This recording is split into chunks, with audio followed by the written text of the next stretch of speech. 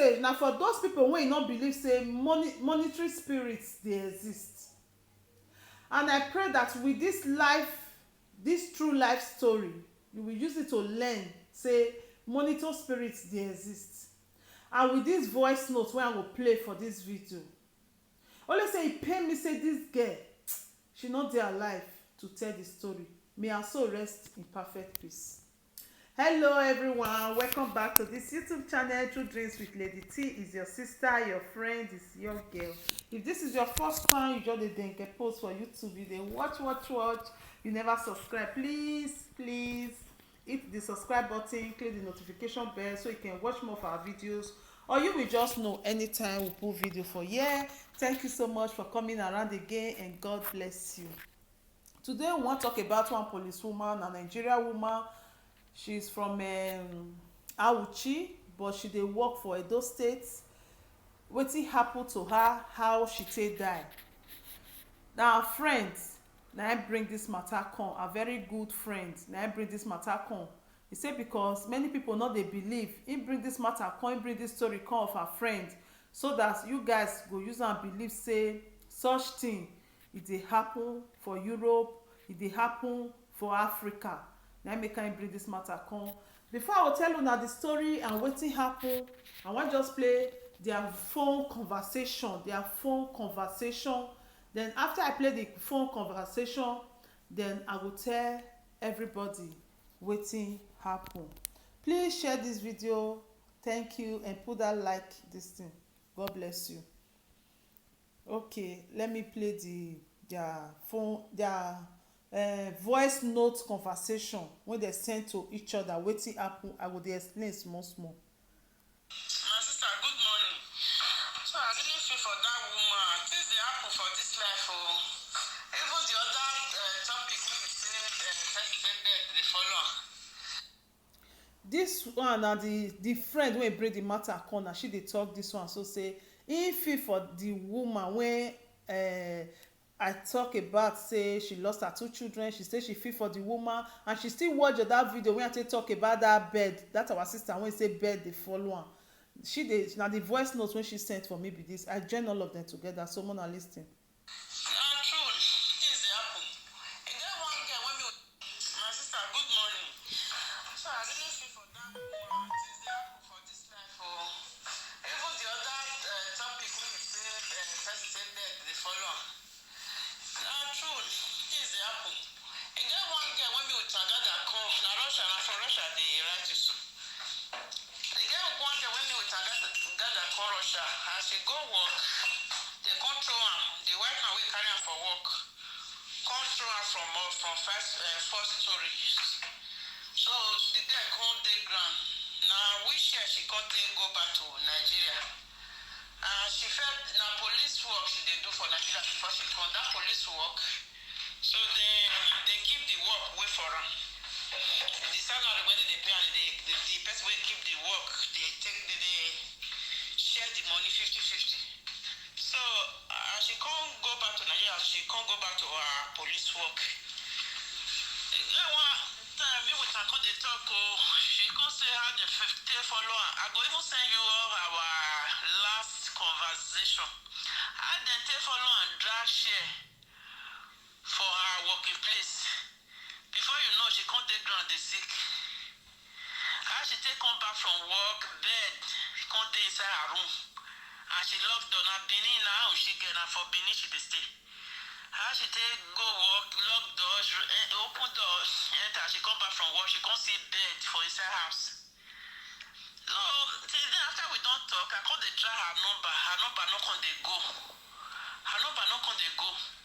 So I go dey check her Facebook. So last month, I come say early this month, I come say may I check her Facebook. I come see say they write rest in peace for her picture. The world is wicked. Okay, now the one she sent for me say she wan send me their voice conversation when she and the late lady take discuss. One of the listing for those people wey no believe say monetary spirits dey exist. Okay, now their conversation be this, but this their first one. She dey try to do international passport when she wan take travel go Dubai. So Mona lis ten. Sir, good morning. Pele, how you dey? This woman come yesterday say the man say you never complete the passport money. They no fit do am. Make you bring the remaining money. He tell me say make I come, sha. He tell me say make I come. I come say if I dey come, I'll. Na the lady wey die so na her voice be this one. I dey try to explain Mona for understand because many of our people dey no dey believe. Okay, no be their fault say dem no dey believe o. You know say dem say where person never waka reach or wetin person never see e never waka reach there. And I pray you wey dey watch me right now, you no go waka reach bad place in Jesus name. Amen. Oya Mona lis ten, na the girl voice be this. Bring the remaining money because he wan snap me. I can't tell us okay. I'll bring the remaining money. Okay, no problem. I'll go there. Say my new oga don report now, sha. So I'll go there maybe on Friday now to go there. No be small thing. As my new oga resume, as I resume was all the some police women come dey help me. They fight for my seat for here. No be small fight since day before yesterday. Now make me not fit go anywhere. Make them not consider for my seat. So that I'll feel beg the oga first. I want to enter the oga first so that he go feel let me go where I want go. It's small thing though. How we ever go and fight it? I'll work out to tire Ghana. Oh, they careful, they prayerful. Yeah. This one na the friend wey bring the matter come na dey talk so. The other voice just now na the lady wey die. May her soul rest in perfect peace. Okay, Mona dey lis ten, Mona for understand the two voice. Maya, try to go with Papira here. Try no we call local now. We say try no buy what majo. Try no call local now. And try no the Friday. Tomorrow na Friday. I say na next week Friday. Try no real the balance again the man. We without turning finish. Sir, not be small thing. No problem, sir. I don't even talk to the. I don't. As I just receive your voice recording, now I call the woman just now. So I don't call. I said tomorrow I go. I come, if you see what did they do, the person will even sit down for my old seat. He come up for your seat to come sit down for my old seat. The woman I do like they transfer her last month. I me beg my oga. Last one, I me beg my oga. Say my oga. So my she sit down for my seat. She won't even fight with me. So at the side they here, they eye my position. All of them. As before I even enter work on Wednesday, on Tuesday, because on Tuesday we resume work. As we enter work on Tuesday, don't be small thing no. Before you know, so one way we say we be friend for inside the only day buy month for her. Now she accept. Now sit down for my seat. When me come tell her say, you stand up for my seat. Go your office now. Don't worry, later I'll come reach you. He say not they go anywhere. He not they go anywhere. Now here be your office. Now here they work now. All of them see how they pack money for here.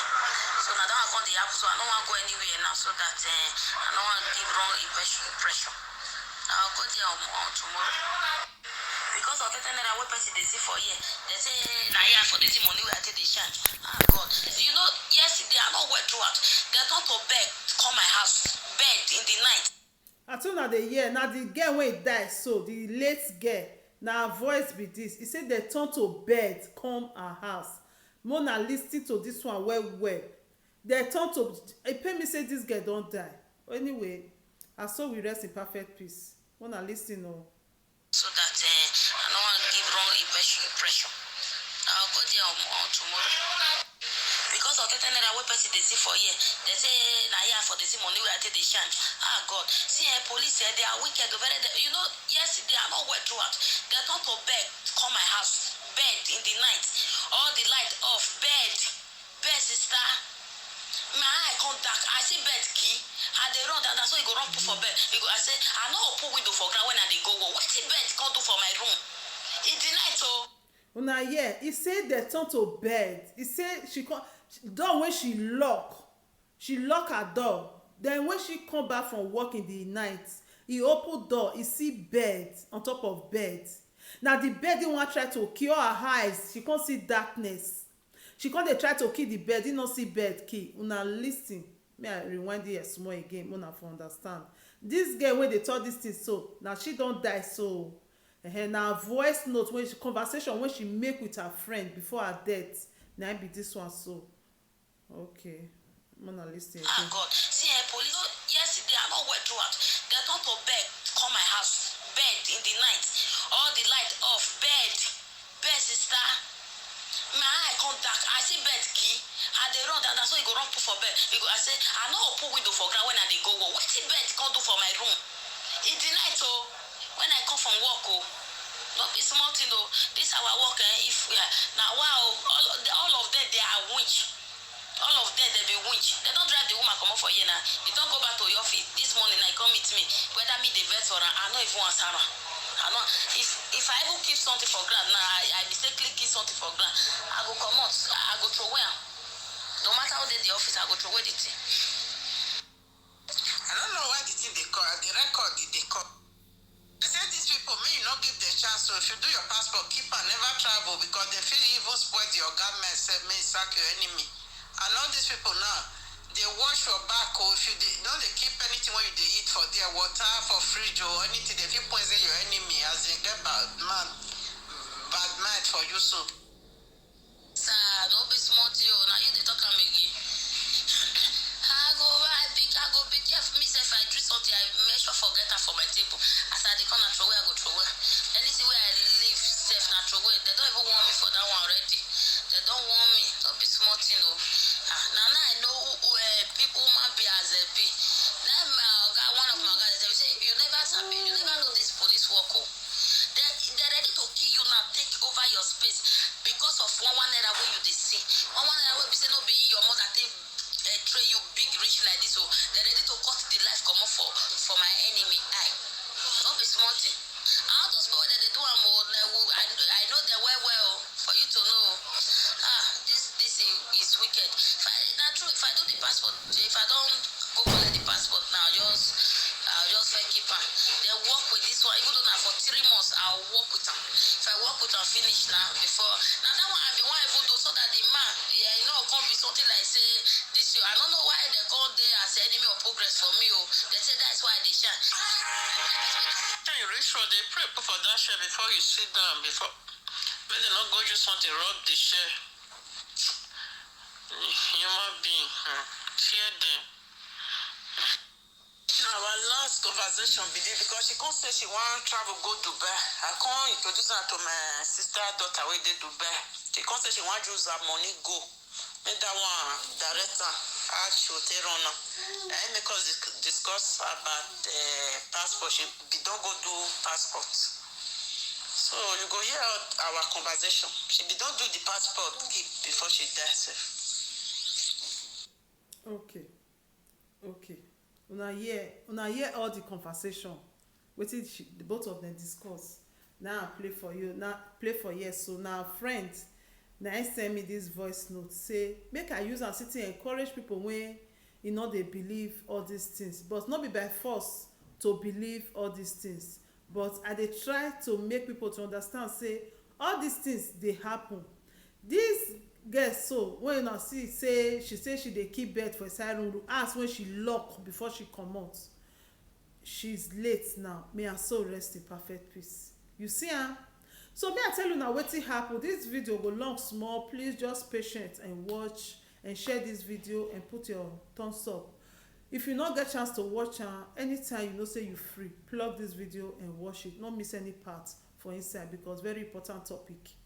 You see, for the voice note I go edit some parts because of this lady wey late, so she use some kind language wey YouTube no go allow, so I go edit some parts so the place feel not too clear like that. I tell you now wetin happen for this matter.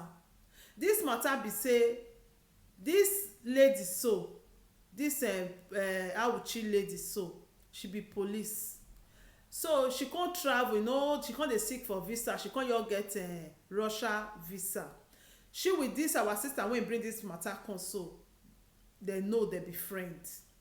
So she can't travel go Russia. She travel go Russia for a visit, not be say she go do any other work, no, na visit na she take go. And you know say friends when she go meet for that place, e come be like say all those are friends, they be the type of people wey be say they dey hustle, but she no come there come also because she get work. She just only come for visit. You know say Nigeria people they like to travel, they like to get visa to travel go another country. You know say we like to dey travel well.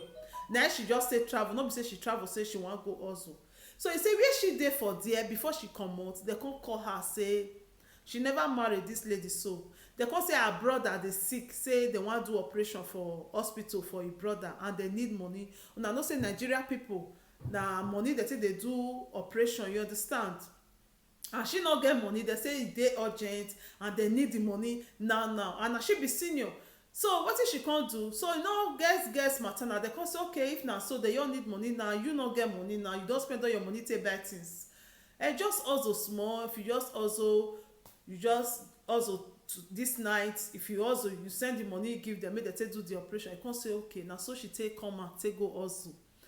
The first person wey she just still carry when she still take hustle, na so the person throw am from up go down. E come break leg. Na wheelchair, na hear when friend talk am say na wheelchair na she come take come back. And meanwhile, before she travel, when they give her that visa, when she take travel go Russia, her position, somebody need to replace her for where she for dey work. So they come put somebody for there, and the person wey they put for there na person wey be her friend, wey they dey do things together, when she still dey help. You know, that one don marry, get children, but she never marry, she be young girl. She still dey assist that one because you know the condition wey that one still dey. Na that one na dey the position. So when she come now, you know she break leg before they come treat her. She come dey okay. She come take long time before she go back to office. When you reach office, abeg pray make anybody no sit down for your seat. You wey dey watch me now, nobody will sit down your seat in Jesus name, amen. As she come back, this is friend wey be say, he say okay, you just make dem put you here first, me I travel come back. He say no dey comot for that position again, na there he wan come dey. Na the chair dey come dey drag, na be the chair wey you dey hear say dey drag for chair. The woman say no dey comot again. Now they say you must comot, go back to your position. The person wey get this thing na travel, he said that travel, he come still get accident. As he don wait, don come back, he need to sit down for her own chair. He come dey drag. Na so he come, thank God she come fit get her chair back. Okay, when she come get her chair back, na there wahala for come start. Temptation, monetary spirit from everywhere. You understand? Okay, he say when he come go house, no, she come process on passport. One yesterday they talk, she want her passport come expire, so she want travel go Dubai, still go buy things, make she still dey do small business. I look this lady like lady wey be say she dey ambitious in life. She want to dey do something in life because she don already get work, but she still decide to go Dubai, go do shopping, buy things wey she still come dey sell. You see, and a person wey be say dey hustle, and I dey like people wey dey hustle. I don't know why this kind of thing come happen to her. So she come dey renew her passport. Then be the conversation when I say here for there. After the passport come even ready, she come take visa when she want to go Dubai. Make I play the voice record again more na here. He say before he comot for house go work, he use key lock her door. But when she come dey come back, he open door in the night, he come see bed wey dey fly on top of her bed. Then he come talk say how bed take enter. He come say must kill that bed today, but he no see the bed key. Where for dey try to kill, he say darkness come enter her eyes, she no come dey see road again. Na bed he come dey find. Make I play this thing again, make una hear am. Yesterday I no well throughout. They come to bed, come my house, bed in the night, all the light off, bed sister. My eye come dark, I see bed key. I dey run down, so he go run put for bed. He go, I say I no open window for ground when I dey go work. Wetin bed come do for my room? In the night when I come from work no be small thing this our work if na wow. Until you dey hear, okay.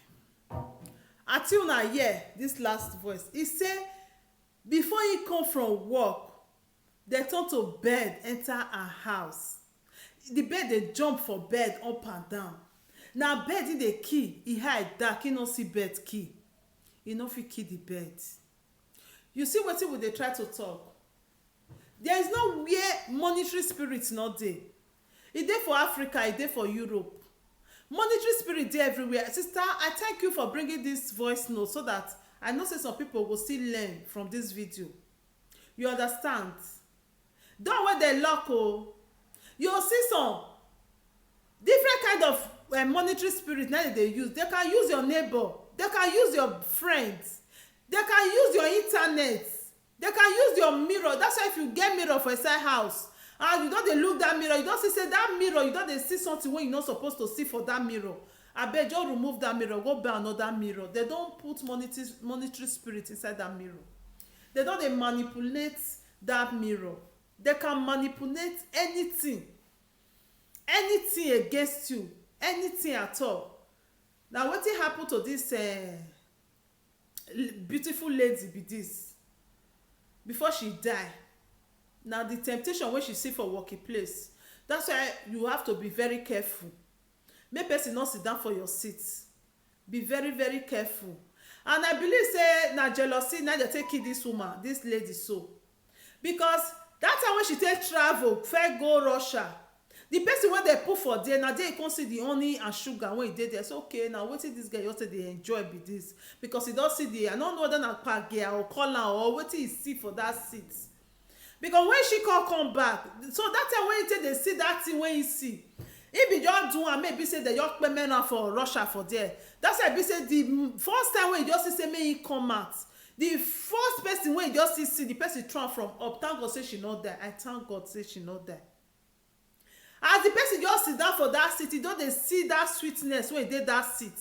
Na e be just one maybe say she no come back home from Russia, but her head no gree that time.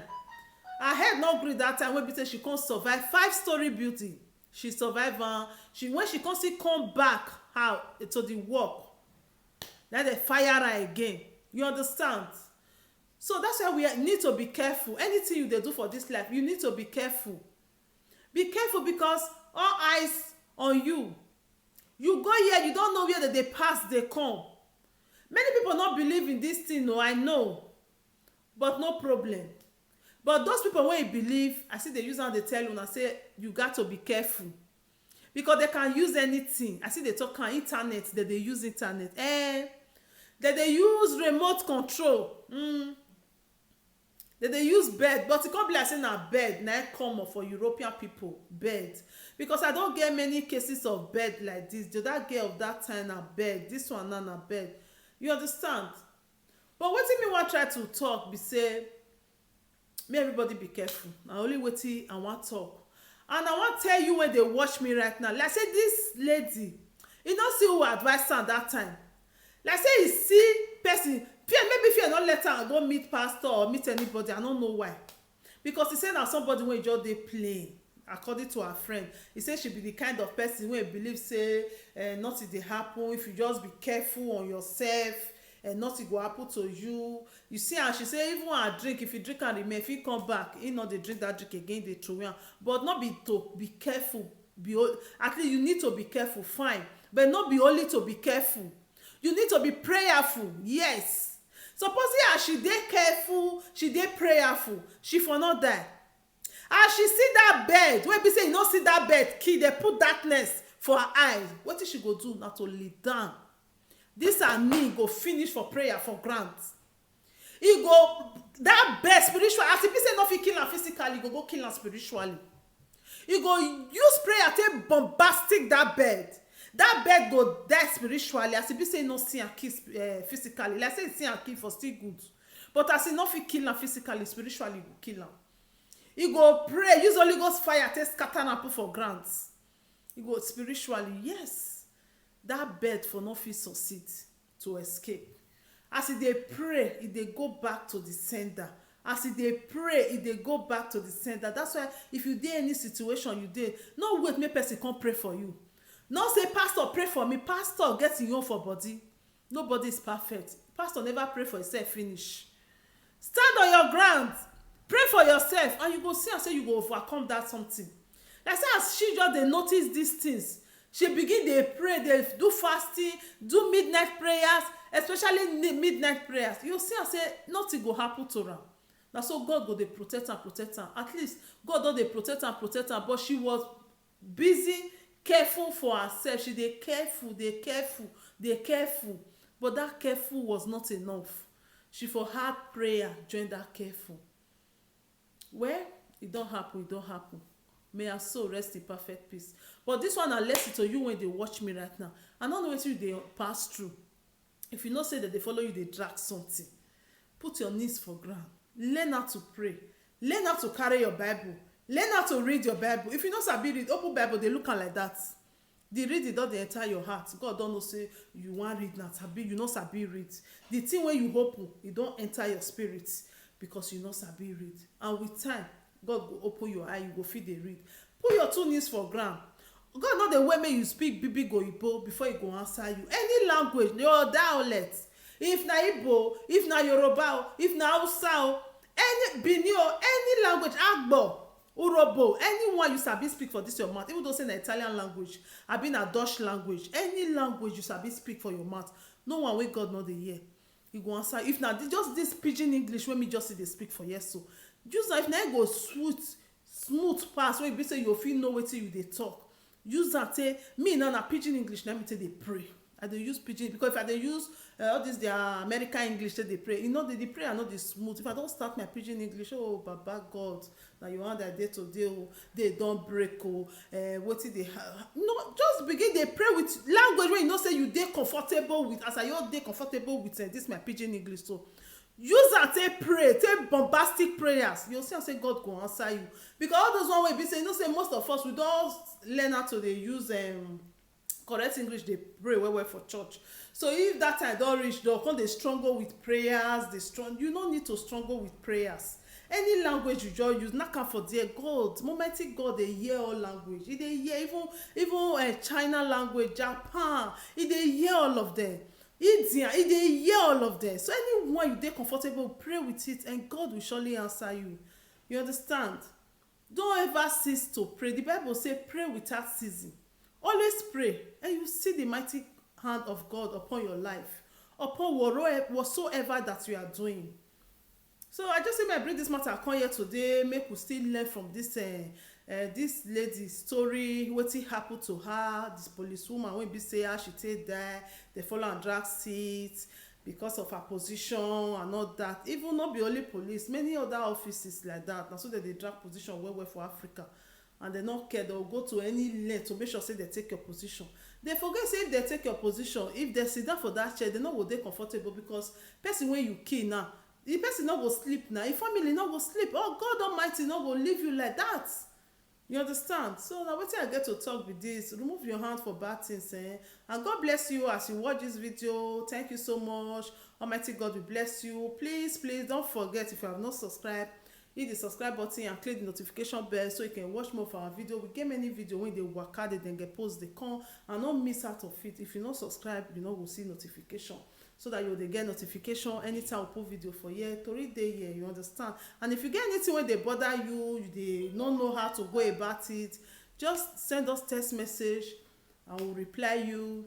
Thank you so much for supporting this channel. Thank you for watching, and don't forget to hit that thumbs up. Put that your thumbs up. That hand wey you take put thumbs up will always go up for you. You no ever go down. If you want make your home go down, if you do like this, but if you want make you always go up.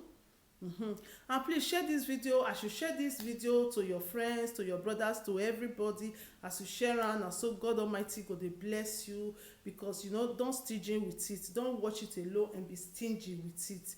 Share it to people so that other people will learn from this our story. Thank you so much and God bless you. I think let's call it a day. Bye. There is anything that is bothering you, my friend. Please say it so others will learn. Bring it to true dreams with Lady T. And God will be your strength. Bring it to true dreams with Lady T. And God will see you through.